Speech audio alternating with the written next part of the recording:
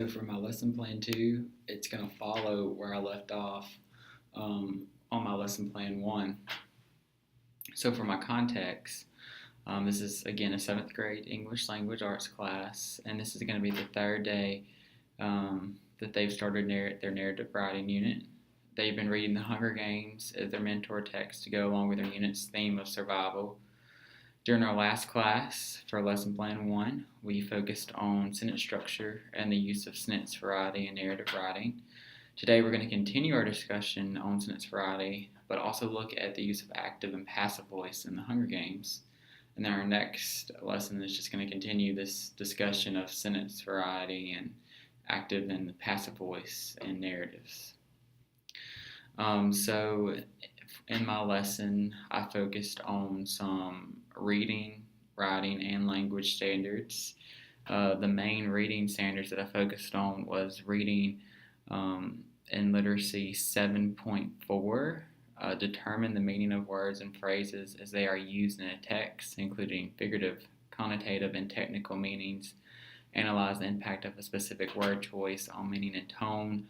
I feel like active and passive voice could go along with that reading standard, and also just the use of sentence variety. I feel like that one's a good one to use whenever you're using language standards. And then for my writing standard, I chose writing standard 7.4. Produce clear and coherent writing in which the development, organization, and style are appropriate to task, purpose, and audience. Again, for my language standard, I chose language standard 7.1. Demonstrate command of the conventions of standard English grammar and usage when writing or speaking. So just be able to apply what you know about English grammar. And then also for English language standard 7.3. Use knowledge of language and its conventions when writing, speaking, reading, and listening. Okay, so this is a 50-minute class, and I said that I had 20 or so students. For my first objective, I said that the student will determine whether a sentence is using passive or active voice. So basically, they're going to be determining whether a sentence is active or passive. I'm going to be using standards R 7.4. Language standard 7.1 and language standard 7.3. So this is going to be for bell work. The students are going to write the following sentences on the board. The teacher is going to write the following sentences on the board, not the students. So I'm going to put on the board, Harry ate shrimp for dinner, which is a sentence using active voice. And then the second sentence I'm going to put is, at dinner, 6 shrimp were eaten by Harry, which is a sentence that is passive voice.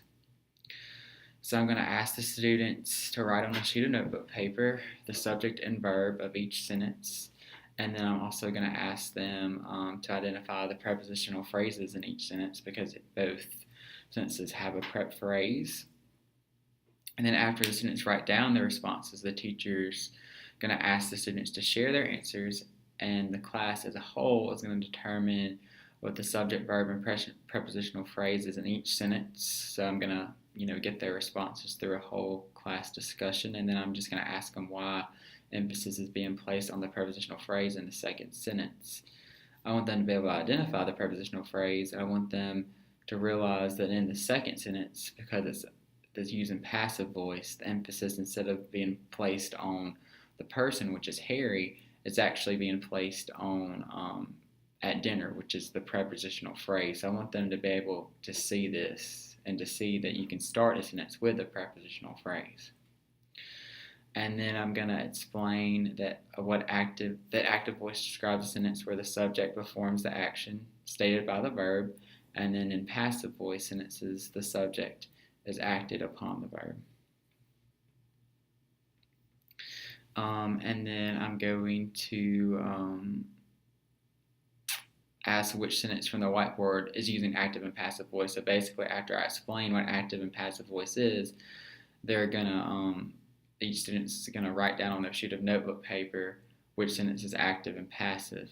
And so through their responses and through the whole class discussion, I'll be able to assess whether they're understanding, active and passive voice, and see if they can identify a prepositional phrase. So for my second objective, I said that the students will create sentences using participle phrases and clauses. So this is actually a continuation of an activity that I brought up in Lesson Plan 1. I'm using Language Standard 7.1, Language Standard 7.3, Writing Standard 7.3, and Writing Standard 7.4. So I'm going to remind students of the writing activity that we started on our previous class. I had them write a short narrative about a near-death experience, and their narrative had to include a participle phrase and a sentence that has an independent and dependent clause. So I'm going to tell them to actually finish up their narratives. They had time to start at last period, but now I'm giving them time to actually finish it. And then I'm just going to tell them to keep our conversation of active and passive voice in mind whenever they're writing their narratives, and just see if they can identify whether they're using active or passive voice.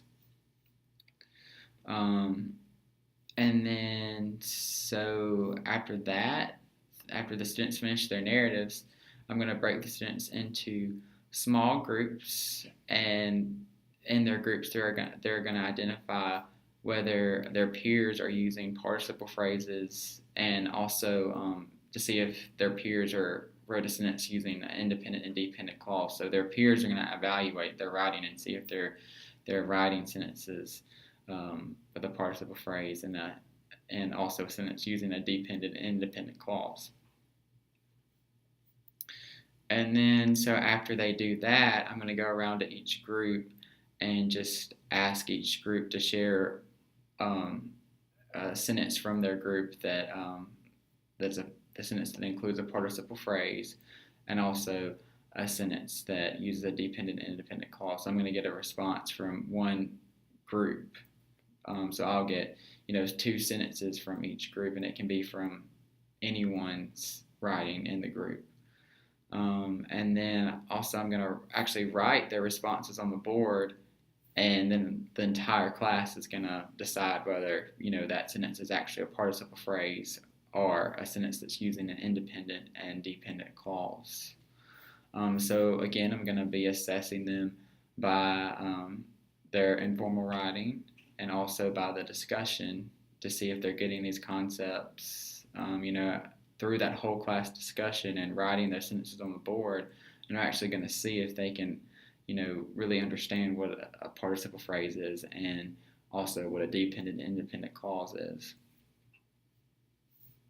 So that's going to conclude the second part of the lesson. So now we're going to go to the third part. My third objective is the students will analyze a mentor text and determine why the author uses sentence variation and sentences using active and passive voice. So the students is going to read an excerpt from the Hunger Games in small groups. Using colored pencils, the students are going to highlight sentences that use passive voice.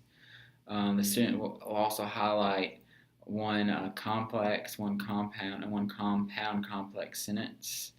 And in the small groups, the students will determine why the author uses sentence variety and passive voice. So they're going to identify all these different types of sentences, and then they're going to see if if the author uses passive voice.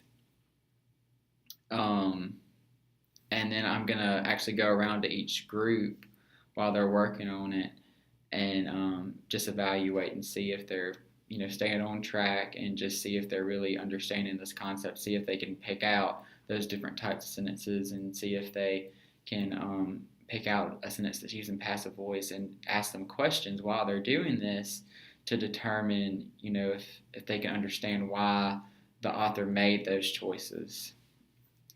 And then, so after I do that, in a whole class discussion, I'm going to go around to each group and require students to share a sentence that they found from the excerpt that uses passive voice. So I'm going to see if in the whole group, in the whole class discussion, I'm going to see if if the students can identify a sentence that's using passive voice. And then as an entire class, we're going to determine why the author made these stylistic decisions. So, why they chose to use sentence variety and why they chose to use passive voice. So, since we have an example from each group, we're going to try to really analyze that sentence and try to determine why the author tried to make that stylistic decision. And so after that, for my closing, I'm going to wrap up the discussion of passive and active voice. I'm going to tell students to keep these ideas in mind when they write their upcoming narrative. And then I'm going to explain why it's important to use sentence variety and explain that in some instances it's okay to use passive voice, just like we determined in, this mentor text. And then also, again, the way I'm going to assess them is I'm going to go around each small group to make sure they're staying on track and to see if they're getting the concept of passive voice and sentence variety. Then I'm also going to get their thoughts on the entire whole class discussion. So I'll get some one-on-one time with each individual group, and then I'll get to know what the entire class thinks. So I'll see if they're really staying on track. And then also I'm also going to give them a handout that explains active and passive voice as well, just so they can look over that and get some more information about that. And then for the accommodations, students are going to have access to the mentor text in multiple formats. They'll get a hard copy, they'll get a digital copy, and that way I feel like that'll fit everyone's needs. It'll accommodate students that need to access a text using multiple formats. And that's my lesson plan.